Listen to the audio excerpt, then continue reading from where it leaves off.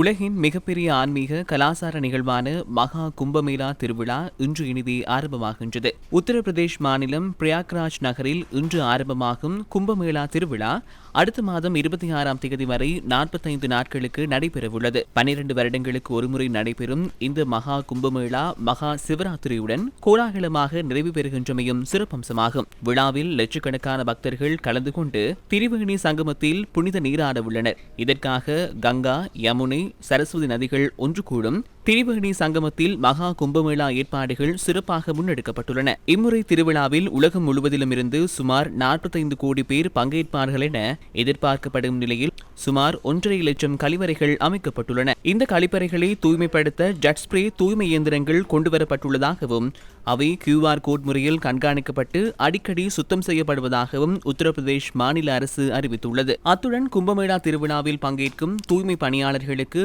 2 லட்சம் ரூபாய் ஆயுள் காப்பீடும் அறிவிக்கப்பட்டுள்ளதாக மாநில அரசு தெரிவித்துள்ளது.